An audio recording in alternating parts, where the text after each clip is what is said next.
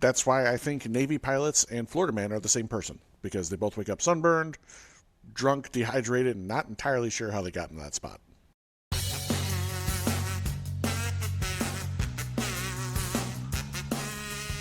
And they probably had a run-in with the Marines the night before. Sounds valid. Also true. Yeah. So, and boats. Welcome to High Alpha Hooligans, everybody. I'm Scud. BP. And I am Jimmy Chaos. They're like not sure who they are.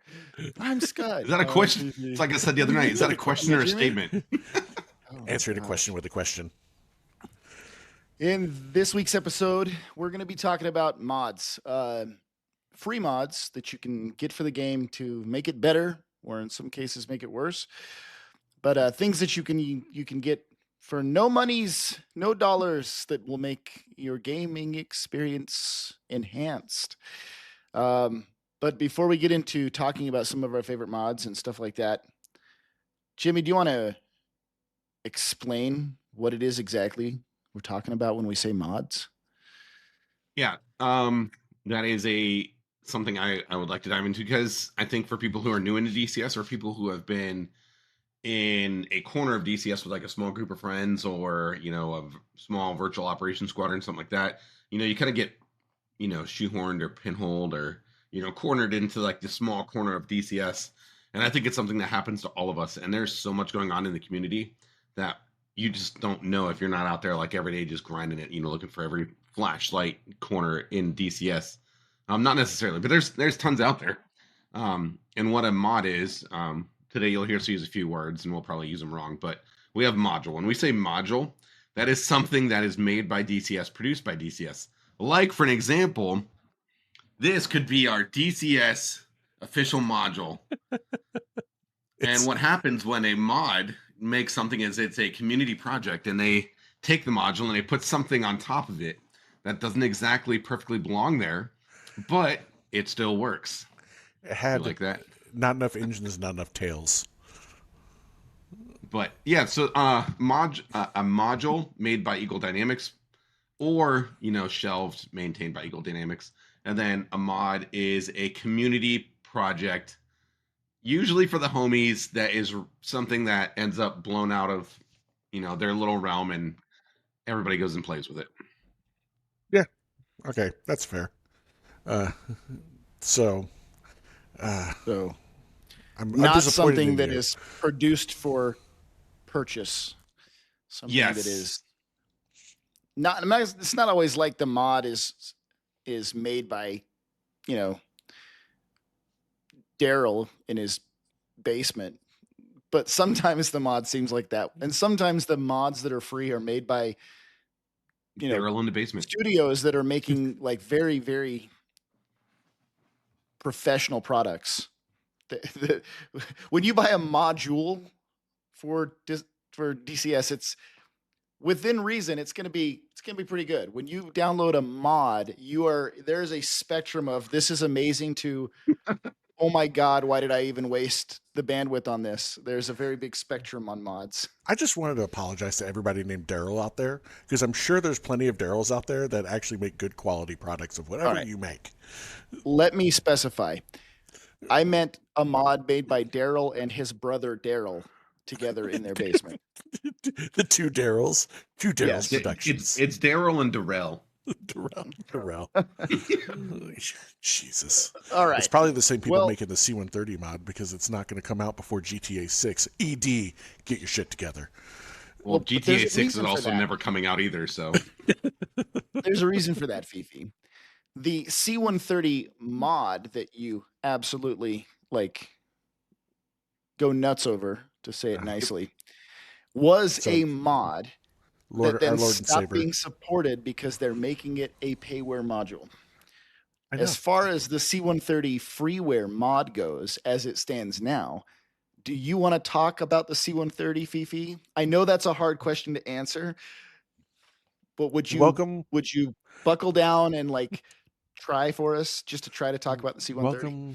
Welcome to the Church of the Hercules. Praise be upon him. But Praise be. Frisbee upon him. Yeah, like I mean, so the C-130 mod that we all know and love right now is the Anubis mod, and it was originally being made to be a paid module, and from the Anubis guys that we know that we've talked to and stuff like that, I guess they kind of fell apart a little bit, so so, so they're like kind of, you know, the ASC took over it, and now that's the one that we're all frothing at the mouth, anxiously awaiting for. Like it's gonna be there's gonna be more action in that C-130 than like a good prom night for me. Like when it comes down to it. Um, but yeah, so cool things about the C-130 mod. I think it's gonna be really cool because it's gonna add that logistics gameplay that everybody's like talking about, and that like a lot of servers have now kind of become into popularity. Like some of my favorite servers. It brings a full spectrum requirement to a situation. Yeah, I think some of my favorite servers that the C-130 is on is like the like ours, right? So the 56 server. After I felt like a lobbyist in Congress, like bugging Jimmy about it all the time. Getting like, I almost spit my water on the keyboard. Yeah, that is the most polite way. What's up? That is the. Did you get kicked back? That is the most. Yeah. Kick. Kickbacks. But no, when you say lobbyist, like in Congress, that is the most polite way you can describe your antics to get the Herc in there. But everybody loves it. Everybody flies the Herc. I'm not. You're not wrong. Like we force everybody to, though. Yeah. Well, you know what? When you can take a Hornet and a Hercules and take down an SA-10 with it, myself included it. So I'm just gonna keep putting that one out there.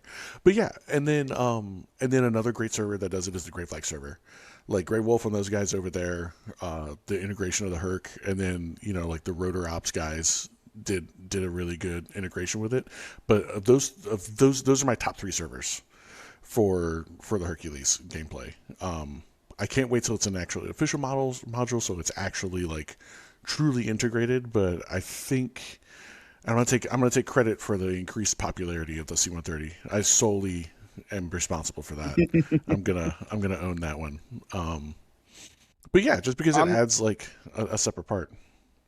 On the C-130 mod, what do you love about it, and what do you not like about it? The freeware mod that's out now that we're flying.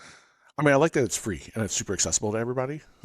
It's pretty straightforward to use since it's a J model C-130. So it's got, like FADEC motors and all sorts of stuff in it. So where, you just literally turn on the battery, flip a switch, turn on the APU and run the motors and you go. I like how versatile it is in it. It is in game. I mean, it's a cargo hauler, so it's not like you can do much, but you can do a lot. It's not an entirely accurate flight model, I don't think, because I've been able to do some weird, wicked stuff with it, like landing it on like bridges and inside FARP walls and things like that. But things I don't like about it, man, I just wish it was finished. Like, I wish it was more polished. I just want more. I want to be able to easily integrate it. Because I'm sure Jimmy stayed up at like all hours of the night trying to get that thing integrated in there, and he was probably cursing my existence. But thank you. I'm still not buying the Iraq map because I don't buy unfinished maps. I'm sorry, but but yeah, and then I don't like. I understand the appeal of the AC-130. I guess growing up around them and then working with them my entire Air Force career, I understand the shortfalls of it, and so it's not as unpopular opinion. It's not as awesomely badass as everybody I think thinks it is. Well, that's and it's super hard to integrate. Yeah, it's going to be super hard to integrate. Yeah. So as it stands now for the freeware, Anubis was at the point of working on the battle station when they actually transitioned from Anubis free mod over to officially developing the right. Yeah, so the freeware version that's out there is a completely mid-finished product that was stopped because it's turned into a real one, yeah, and it's pretty janky. Well, yeah, but I would rather pay especially for something like the C-130. I would rather pay the money for a fully fleshed out, full fidelity module than an unfinished one. So if the reason the freeware mod is unfinished is because they're making a payware worthy version, sweet. And an AC-130 in the payware version that is fully accurate would be really cool. The AC-130 mod on top of the mod for the C-130 is a gimmick to me at best. Like it blows a bunch of shit up. It's awesome to blow things up, but you're sitting back by the left jump door, looking out the window, and there's just a crosshair floating in space in front of you, and you fly the plane to aim the crosshair. And to me, that's just super gimmicky. If they put a HUD on the left side of the plane in the cockpit for target area, keep the target area there, and then had somebody running a sensor in the back to target the gun, the AC-130 would be so much fun. Yeah. Granted, in a permissive environment where you're not eating missiles, but would be super fun. So I know we've all had the discussion of everyone's gonna be disappointed day one when they get fried by Tunguska the first time they're up in the AC-130. But imagine what we could do with multi-crew. Think of multi-mission, multi-crew campaign, like what we've done with the Warbirds. But you have you and your four homies, and you're inside of the AC-130, and you're just Iraq, Afghanistan, or whatever map, and you're just going up, taking 9 lines, float over here, blow shit up. I think it would be really cool I know a refueler, give me the MC-130 Combat King, where it's got the MIPPers pods on it, and because there's another favorite module of mine that it would integrate really well with mod, I guess, because it's the UH-60. Because UH-60 supposedly, I haven't checked it in a long time, when it's not broken. But it supposedly has the ability to actually refuel with the probe. Imagine actually being able to fly the 130, refueling 60s, and doing some super cool deep penetration. I think that would be cool. With it. That'd be awesome. That would be wild, because that's the only other helicopter. That's the only helicopter I fly in DCS, anyways, because it doesn't really fly like any other helicopter. Because I suck. It did just get updated this last week, though. So I'll have to check it. Another kind of cool little sidetrack is I didn't know this. It was Sharko was telling us about it yesterday. One of the devs for the UH-60, actually, the reason he stopped working on the UH-60 is because he joined the Polychop team to work on the OH-58, the Kiowa. And then the Polychop team, parted ways, 2-3 months ago. He went back and he started to catch the UH-60 up with all the recent updates in DCS. So last week it just got an update. I'm gonna have to check it back out, because I was heartbroken about that. That was another thing I lobbied you for. We'll throw that one out there now. If it's back to working and not broken, the Blackhawk is a untested, really well done untested. It's cool because big if. And we'll just pay homage to that one being when it's not broken, being a great free module, and we'll throw that one in FiFi's lap as well, so he can have his two little pet mods. And come on, guys! I'm a simple man. The Bronco, you're so cute. The Bronco, the Blackhawk, and the 130. I'm good. All right, well, let's talk about the Bronco. That's another free mod. Ooh, I'll let you guys say that one's. Can you? So Scott, go ahead. Can you give us the history of the? Can you tell us about the real Bronco? What it was used for and when it's from? Aerial firefighting. Everybody knows what the C-130 is. Everyone knows what a Blackhawk is. But what is the OV-10 Bronco? Oh man, it's kind of a multi-role attack platform, right? Jimmy, you look like Bernie Sanders there for a second. I'm once again asking you to pay for my modules. Eagle Dynamics, if you're looking for people to engage with your audience, we got you. We are tired of the broken free modules and overpriced payware modules, and we want balanced. That's such we a good pay Bernie. A fair price for a fair module. with Such clickable a- cockpits. It's such a good Bernie impersonation. Go get some oven mitts on, dude. The All oven right. mitts, yeah. Yeah, so the OV-10 Bronco is like a multi-role attack platform. Tandem seat, lots of hard points, machine guns, lots of weapons. It's a multi-engine attack. It's an attack airplane, but with lots of other things it can do. The visibility out of it's fantastic. It's not fast, but it's got a great big Hershey bar wing and it moves really good, turns really good. But they designed that thing with the capability with the cargo area behind it, with the twin boom tail and the cargo area behind it. So you can load up stretchers and exfil wounded troops. You can load up cargo. You can drop off troops into a combat area. It's a super versatile, badass airplane. Super, super fun to see them fly. They're still flying today. The Cal Fire flies them for firefighting missions, and there's a couple contractor companies that I know of, one that still drops live weapons off of it, and they get contracted out to drop weapons for training for the military, like for training ground forces and JTACs and stuff. That would be We actually a badass trained. job We to go. actually that same contracting company actually trained up some of the Afghani Air Force guys to fly them. Like I think the Afghani Air Force flies some of some OV-10s. Well, what was a left rough of the job Afghani? when you get out of the military to go continue to drop iron off of a Bronco. Come on, that would be so Yes. so badass. I think the Bronco is a great mod, but I think it's super fun to fly, but it suffers from what happens to really great mods that don't get finished. That's what I like. There's so much potential.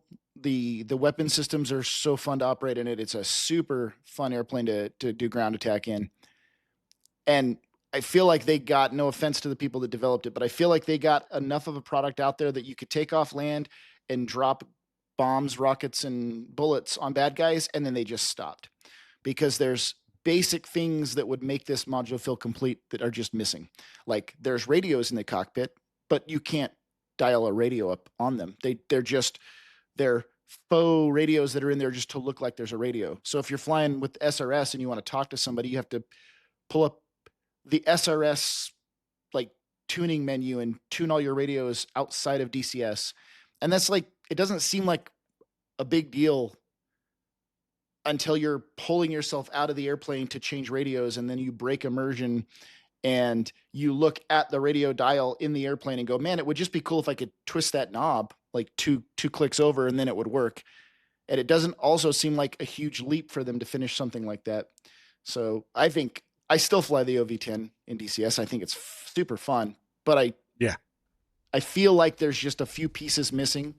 It's like a really cool puzzle picture. You finished it and you're like, this is a really cool picture of, like, I finished a puzzle of a really badass picture of a Tomcat, and like the three pieces missing from the puzzle were like the pieces of the cockpit and the radome on the front. You're like, it's a really cool picture of almost the whole airplane, but it's hard to look at with those few pieces missing. That's my opinion on it. Thoughts on the OV-10? I like the OV-10. I think it's super versatile, and it's usually one of the things that I always push people towards first, because it teaches you how to fly. It teaches you how to CCIP, rockets and bombs, and it teaches you how to manage energy very well. Yeah, it's just fun. Like it's an easy plane to fly, so it is a good learning platform for ground attack. Like, and I think another cool part about the OV-10 is it's just, you know, Scud, you're a professional pilot, so maybe you can add some input into no, he reached over, puts the helmet back on from puts last the week. helmet back on. Yeah, but like, you know, like pilots spend so much time talking about how high and how fast they can fly, but the OV-10 is a low and slow kind of plane, so, you know, you really get to actually, you know, it's a man's plane in that sense, or woman, you know, I'm not trying to, but like, It is a very intimate ground attack vehicle because you're definitely smelling what they're cooking. Yeah, and I think it's really cool and really fun to fly. It's like Well, combat bush piloting. that low and slow is good for people who are learning, especially learning to manipulate weapon systems and how to target with CCIP, and like the slower and more stable the platform, the easier it is for somebody to learn than trying to do that in an airplane that's diving at the ground at 450 knots, because you just get more time to get your brain in front of the airplane. And so Right. yeah, Yep. it's a highly recommended free mod, accepting the fact that there's just a few unpolished components to it. Yeah, that's fair. On the other side of that spectrum, probably my favorite free mod. I need to learn how to fly it more, but this is the example of an airplane that is so, even though it's free, it's so flushed out and finished and like polished up with a little bow on top that I would have It is. had no problem paying full price for this if it were a payware module, is the A4. And Yes. that, if you want to get your hands on a full fidelity level module that is free, that feels like you got a payware module, the A4 is phenomenal. The trailer, the launch trailer for the Forever Free 2.0 launch trailer.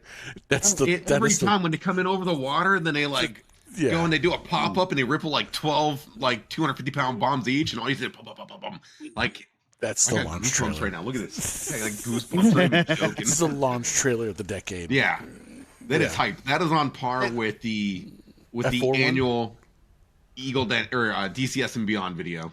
Yeah. Well, you know, because they got Adrian Caparzo now doing all those videos, so he does like a really cool. God, that guy is so talented at cinematography and DCS. Yeah. Yeah. Well, yeah.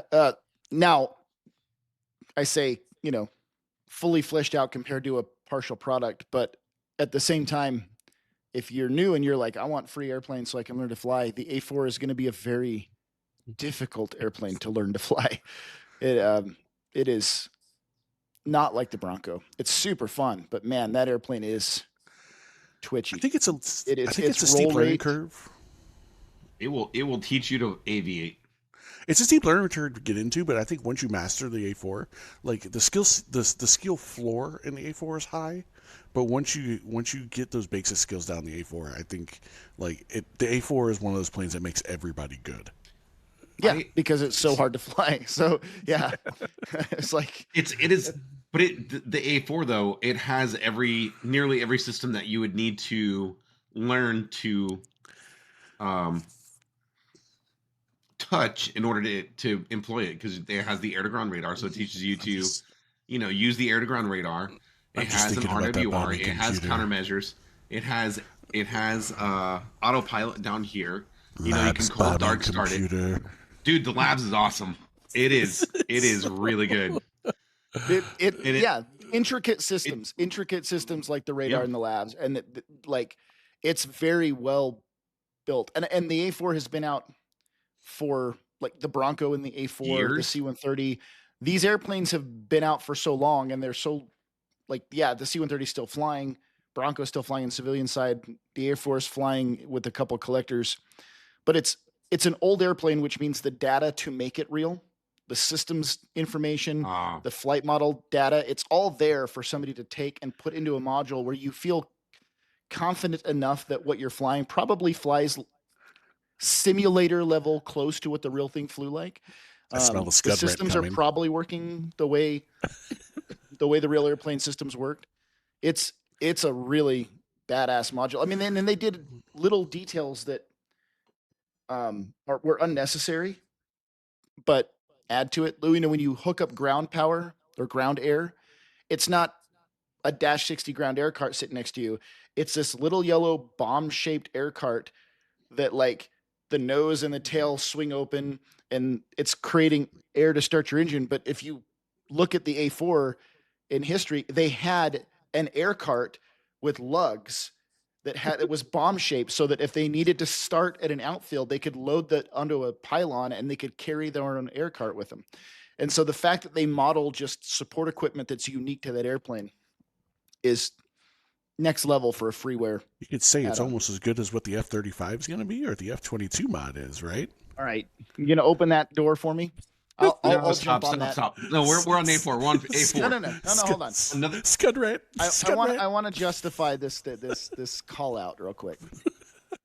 I'm sorry, Jimmy. I'm not going to talk about the F-35. We can talk about that in its own episode, and I'll be caffeinated and nicotine full and ready to go. But you're not holding a pitchfork, are you? I love. What I like about DCS is that it's simulator level, right? Like I feel like when I'm flying X airplane, it's probably what it would have been like to fly. The history of how the A-10 came to DCS speaks volumes to the flight model that they put in the game for that. It's probably the most realistic A-10 flight model you'll find. Anyway, Are you dropping a hint? Are you dropping a hint about an A-10?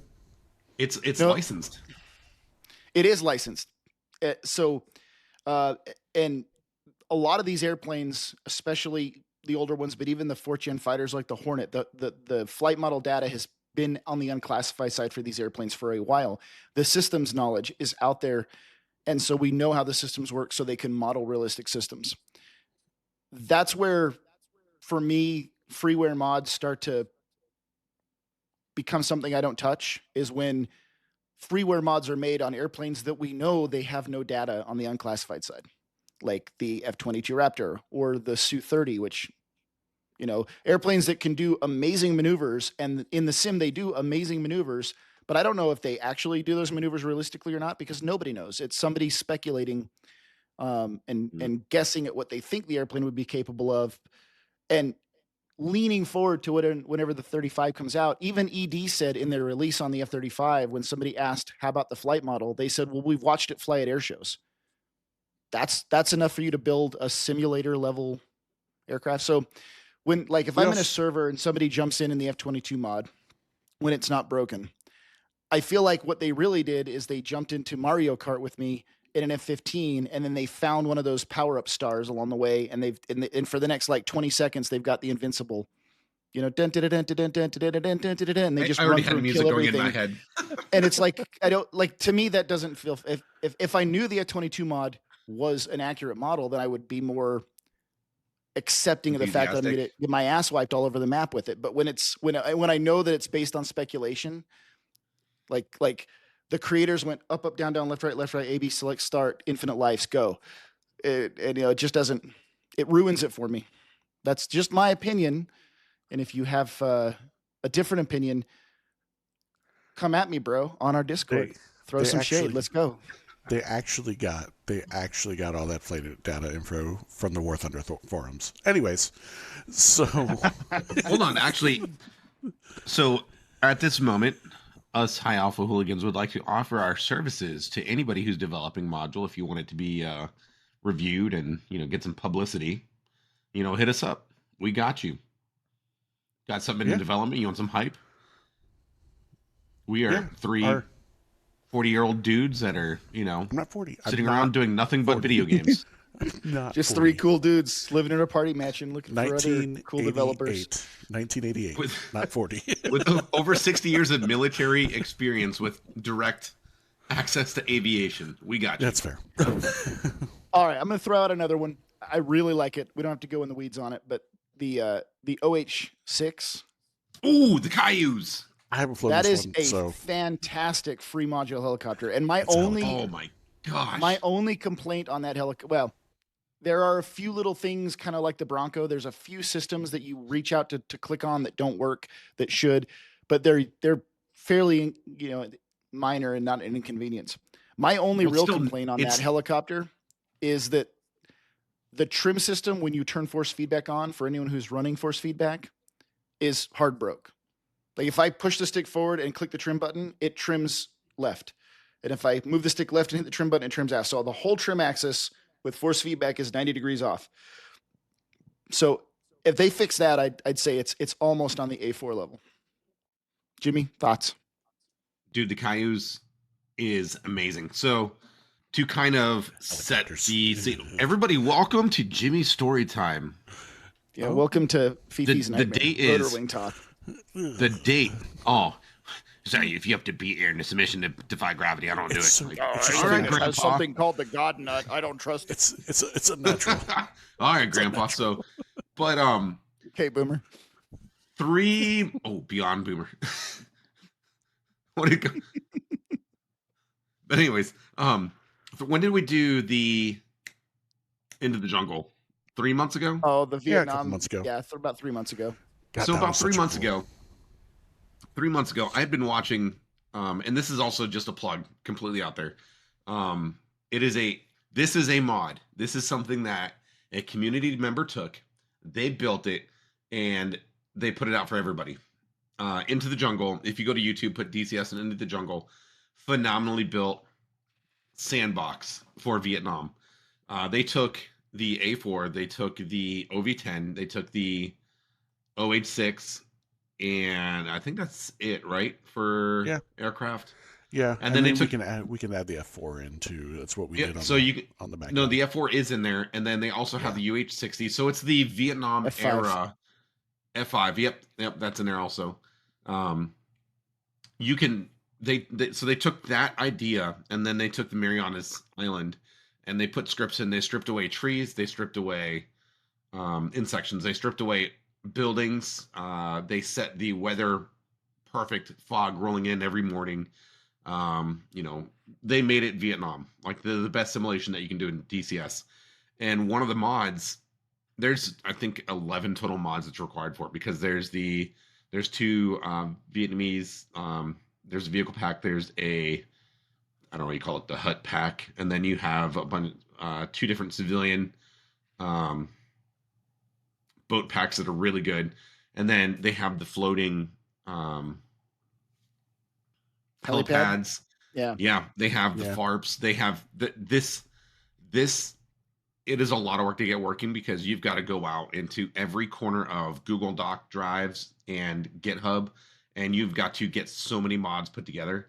But when you get that put together and you're on a floating helipad and you're in a Cayuse down off the south end of Guam, and you're taking off, and there's a set of somehow dust storm and fog like rolling through all the low valleys, and then you've got like rice huts, with dudes just frying you with the AK-47s, with the hats and everything. Like the environment that was built With the in hats. that, It was awesome. good. It was immersive. My only It was- complaint about it was the fact that it was like 10 gigs of stuff that you had to download, and one of those boats broke IC, so you have to like. no, Yeah, there is one. You kind of have to dance around that. But I think for what you got, that's okay. Just make It a was little fun. floater and desktop, Yeah. And we will definitely, I think, revisit that again. But anyways, back to the original question, the OH-6. That was one of the mods that was required, and I don't think any of us had really touched it before that. I think, Scud, you knew about it, right? Or I'd never flown it You've never- before that. yeah, so all of us, the YouTube video looked really cool. I say, hey guys, check this out. And Fifi was like, he's like, fuck yeah, Vietnam. And I was like, all right, it's happening. Yeah, I said, sure. oh no, that's what happened. I put it in Discord. I say, hey guys, 1 like, and we're doing Vietnam. And he just big thumb. And then I spent the whole day getting the server set up for it. And then Scud, you, Dog, and I, we were hopping on, and you beat me to it by like 30 minutes or something. And I hopped in, and you were like, bro, don't open your mouth. We need to key bind this OH-6 right now, because it is fucking fantastic. Oh, it's And then so we- much fun. We literally spent, I think, a month straight on this little sandbox. Literally, it is 12 miles wide and 36 miles long, fighting the Vietnam War. And it was awesome. Like, It's immersive. It's I want to back up immersive. though, It's- what one of you said, and just make it clear for the listeners that don't know. Since we're talking mods, you said it breaks IC. IC's integrity check, and that's one of the things you got to watch out for. Some mods will break integrity check, and what integrity check is some servers that you apply online, if they have integrity check turned on, if it senses that you have anything added into DCS that it does not like, it will not let you on. And a lot of mods will not have a problem with that, but there are a few mods out there that you might want to look into when you download them, and having them Fortunately, installed things- on in your folders might prevent you from Like- flying on certain servers. the F-16 It's a- Sufa mod, the Super Hornet it's- mod. so what it is, though, Break integrity IC. check, just to like piggyback. It's the anti-cheat of DCS. So if it senses that a Lua or any of the scripts have changed, like adding a weapon that is not, flushed out with ED, that will break integrity check. If you take an aircraft for like a mod and you change what its capability is, like its flight parameters, that'll break integrity check. It's an anti-cheat. So yeah. Well, any other big favorites you guys want to talk about before I kind of brush over all the ones we're not going to talk about?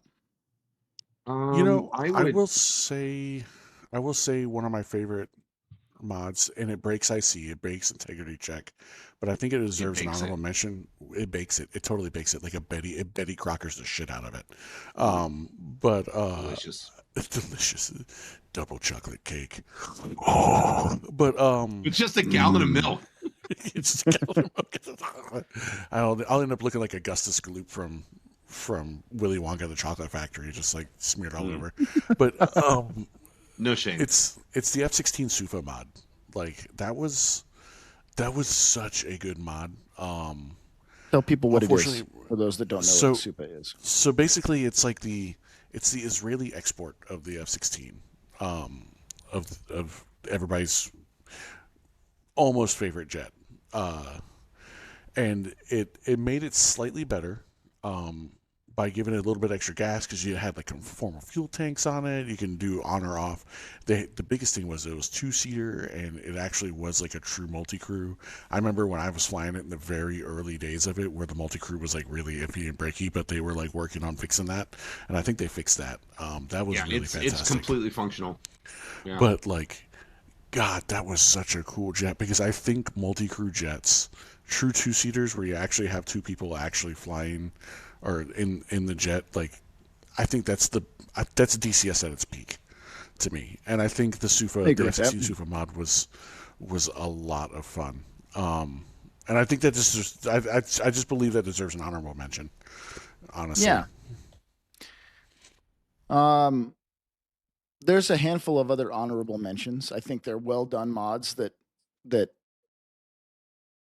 don't get a lot of playtime and probably aren't worth delving into here. I just was messing around with the Edge 540 and the Extra 300, and they're just aerobatic stunt planes. Super fun, but not worth diving into here.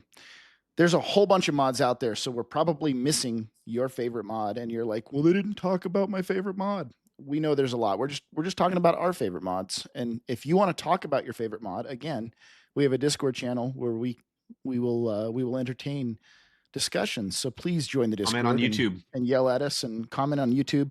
But just to throw out some mods that are out there, just so people know what's out there that maybe we weren't going to talk about. There's the Su-30 that we were kind of messing with the other day. Did you say C-130?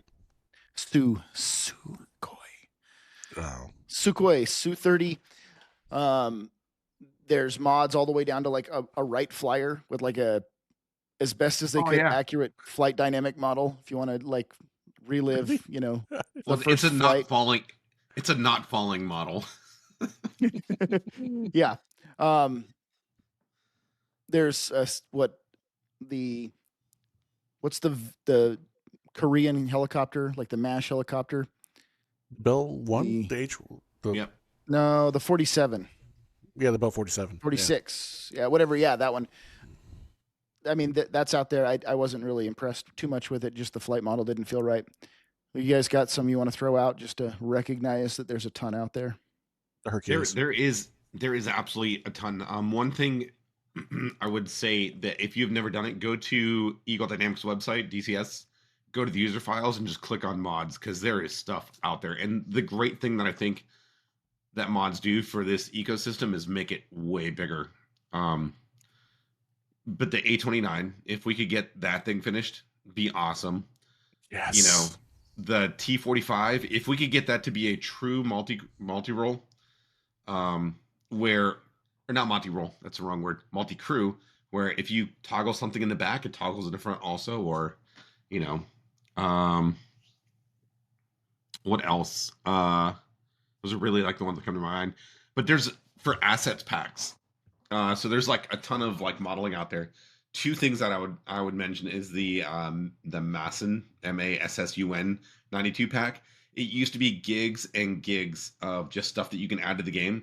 Same with Chapel Hill, and everybody would download them and add them to the servers because it adds so many buildings, vehicles, and the Musson pack was awesome because you could play or drive all the vehicles. The Chapel Hill pack that's coming out now, if you go to Chapel Hill DCS mods, go to the website, you sort the mods by country, and it is modern SAM, it is modern boats, there's modern aircraft with their all independent AI, and it's done so well that Eagle Dynamics has recognized it, and now it is coming on. The first Chapel Hill release is going to be 40 gigs. I think he's compiled. It's going to be awesome. Buy more hard drive space, Fifi. A lot of people. I mean, your thumb drive ain't cutting it no more, bud. But a lot of people. So one thing that people always say is the F-35. It doesn't have a place to play. The Chapel Hill pack is bringing in all of that modern SAM systems and radars and vehicles to kind of match it. And Scud shakes his head. But I think mods are cool because it adds to what we have to play with, and it adds to DCS. So I think I can agree with the mods are cool statement. Absolutely. Speaking of mods, do you mind if I tell a story about a modification? I would be offended if you didn't. All right. We mentioned, Jimmy mentioned the mod is usually something that already exists that somebody goes in and changes. That's the tie-in to this story. So there I was at an air show, got the incredible chance to take the B-52 to the Avalon Air Show in Australia, in Melbourne. This is a once every 2 years air show, but it's also the largest air expo in the Southern Hemisphere. And I've been to a lot of air shows, and this is easily like the best air show I've ever been to. And it's huge. Tiny airport, just a big enough runway to land the B-52 on. So we have to be in there first, and we have to be out last because they park all the other planes around us because we just envelop the ramp. Few funny things. We get down there, and on our way down there, because they're really worried about us bringing some insects or bugs from Guam to Australia. Like there's anything that we could bring to Australia that would make it worse there on that level. So they give us all these bug bomb things we have to pop in the size of inside the airplane. And they're based on airplane size. And the B-52 is huge with a very teeny crew compartment inside. And so they're like, you need to pop the caps off of 4 of these red bottles and 4 of these blue bottles and bug bomb your crew compartment. And we're like, yeah, that shit isn't happening. So on the way there, we like opened the sextant port and blew the bug bombs out through the sextant port. And they're like, when you land, they want to see 4 caps that are red and 4 caps that are blue. So we land and pull up, and they're like, do not open the doors or the windows. They don't want us to open anything. Absolutely not. Show us 4 blue caps and 4 red caps. That's what we're expecting. And they're like, show us 5 blue caps and 5 red caps. And we don't have 5 of each. So now we have to sit on the ramp in the airplane on our oxygen masks, bug bombing ourselves before they let us open the door. We climb out, and right away, like somebody's already zapped a kangaroo sticker in our bomb bay. It was great. And we're there for 9 days, and the air show's 3 days. We're there for 9 because the expo's going on. I was told when we land, the ground crew that runs the air show, the volunteer squadron that shows up from all over Australia every 2 years, they're going to invite you to a party, and you want to go. So we're out of the plane for maybe 5 minutes, and somebody comes up and hands us a flyer. They want us to go to their party. Hell yes. We went to this party, and I'm not going to talk about the party, but it was extremely push it up, way harder than any roll call I've ever been to. When we show up at the party, wow. Oh, and I mentioned my wife meets me in Australia, so she's there as well. Well, for the 9 days we're hanging out there. We show up at this party. It's just us. It's our 5 crew members and my wife and like 4 of our maintainers. They invited everyone from this air show, which was huge. Nobody showed up but us. So we were their best friends. We got whatever we wanted.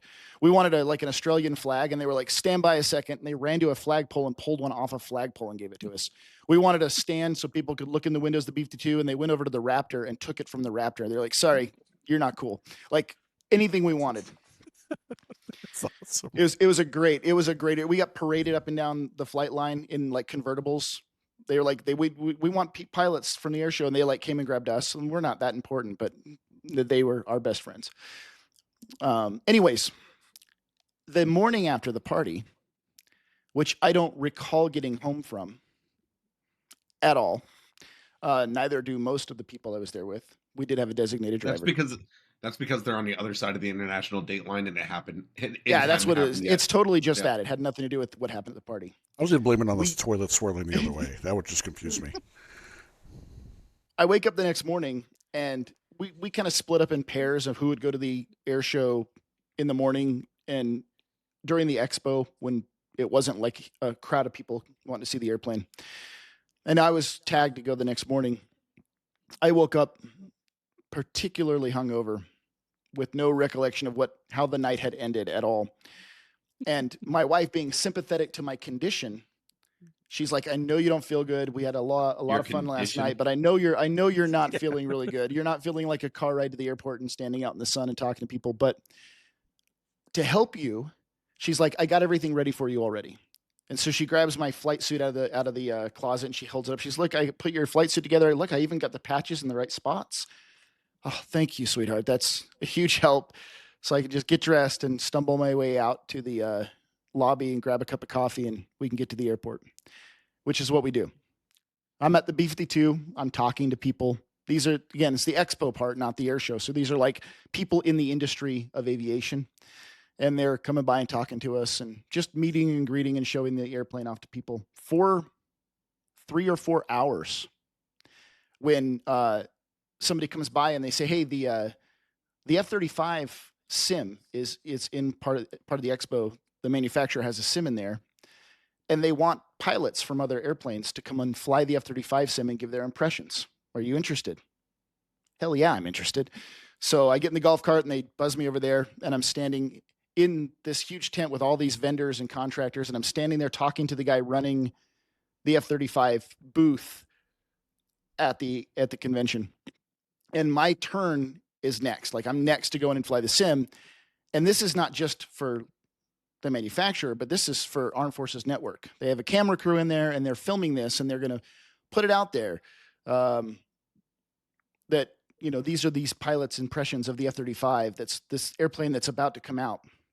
And the camera is set up like right over the shoulder, looking behind into the cockpit as pilots fly the airplane. I think I know where this is going. So I'm amped up. I'm like, this is badass. I get to go fly the F-35 sim, and it's going to be on Armed Forces Network, which is, broadcast to all the branches of service all over the world.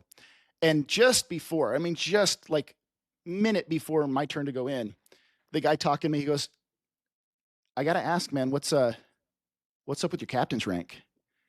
And I looked down, and my wife had bedazzled my captain's rank with blue jewels. Big sparkly blue jewels down the captain's bars. I go, oh God, damn it, the bitch, she got me. And he's like, who? And I'm like, my wife.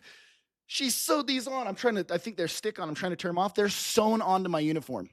Minutes before I'm going to have a camera looking over my shoulder to be broadcast to all the armed forces around the world. And my freaking captain rank has blue jewels sewn into it. I'm like, dude, you got a knife? And he's like, hold on. And he finds a knife, and I'm standing there, and he's cutting these jewels off of my flight suit, and like last string cut off just as they're like, you're next, sir. And they drag me in, and I just dodged that bullet.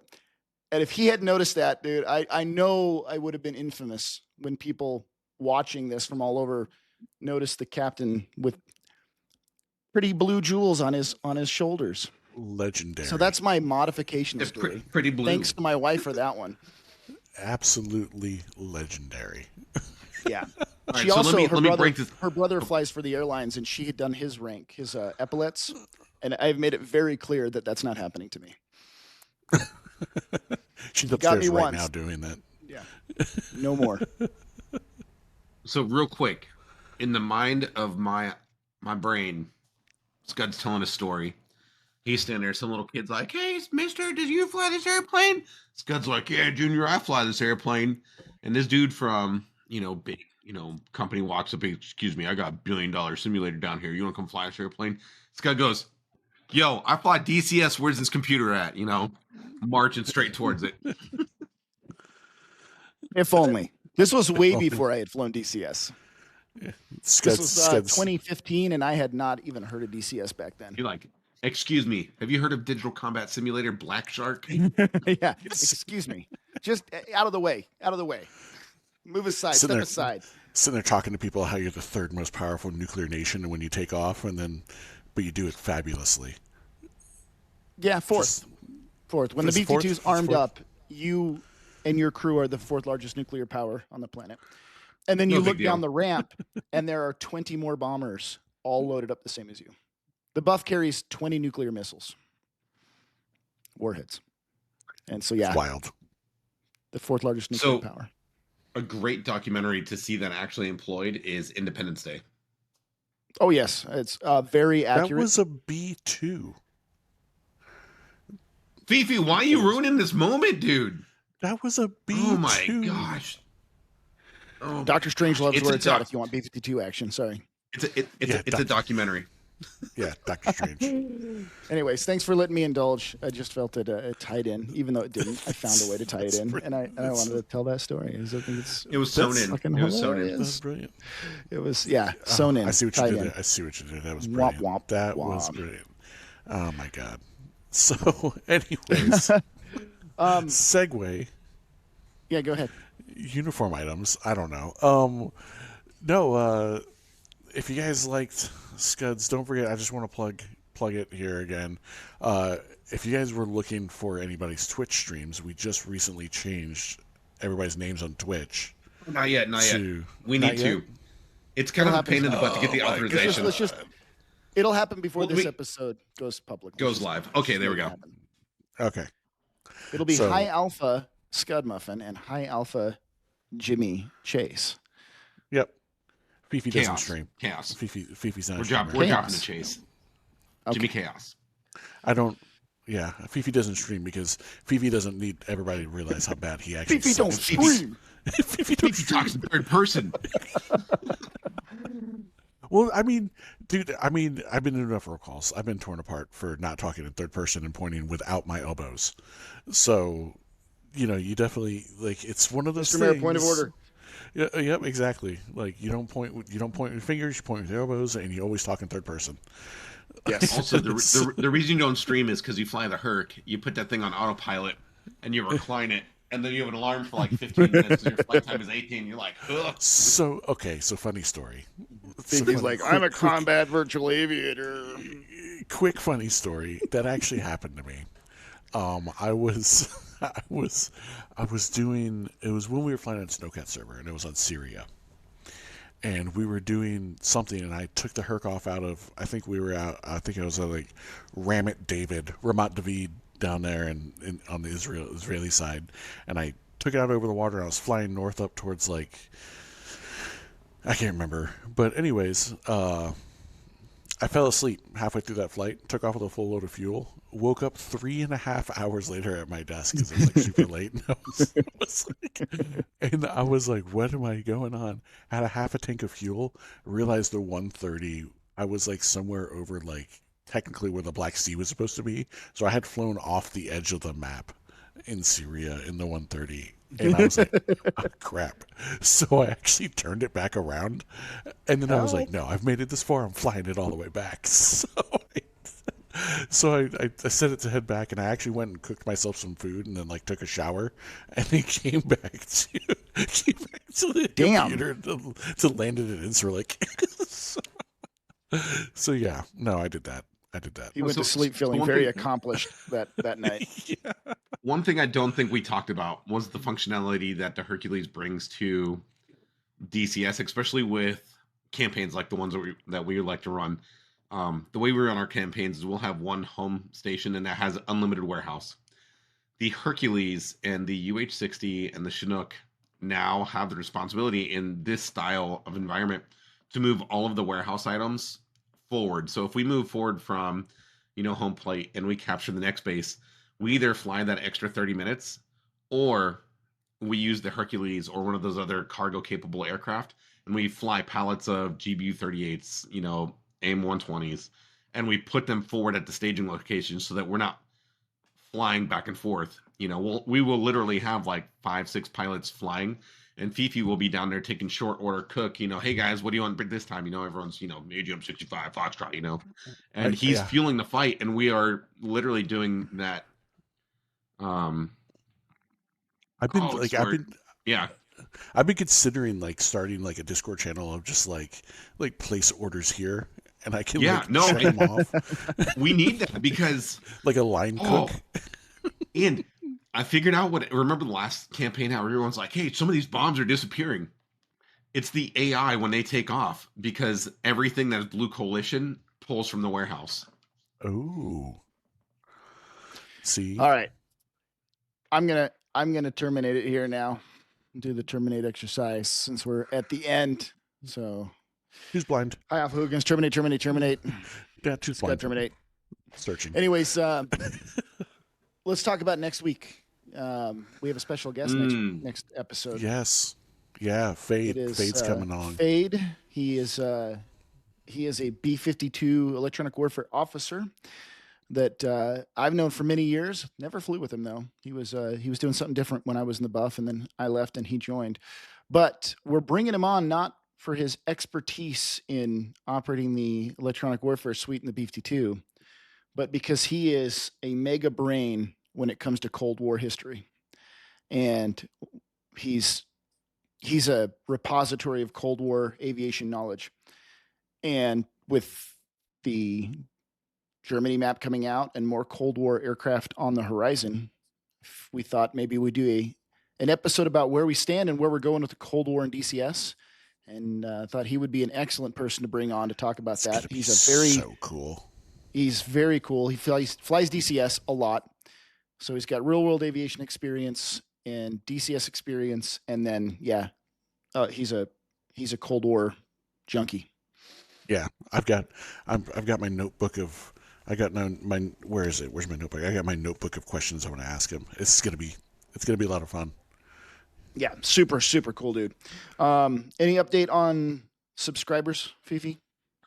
I think we're actually over 60 now, which is huge. So when we finally surpassed, I stopped counting. I'm just enjoying doing this at this point. But yeah, so we still have to, so we still got to give away all that stuff. I need everybody to, check in on the Discord and stuff like that. I'll announce it over there in the Discord.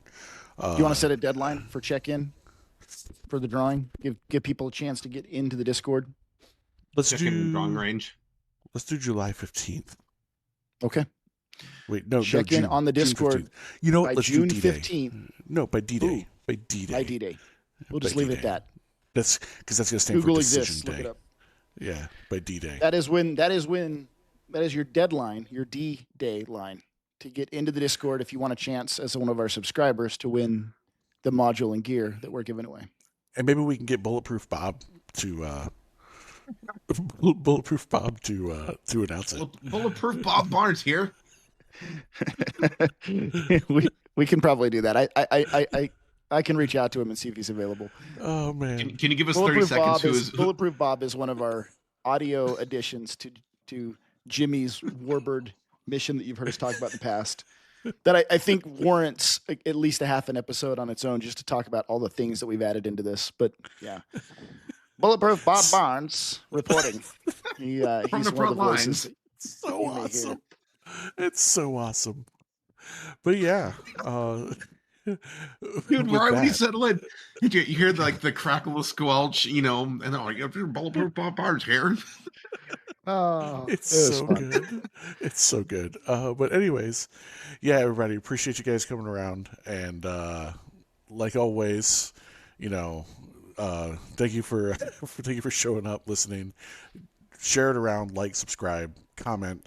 I think the next big push that we got to do is likes, comments, on the YouTube channel. Help us grow here, and of course, join the Discord. It's in the channel description, and engage in the conversation. There's a lot of hilarious stupidity that goes on between us there, and it's just something you just got to be a part of to see.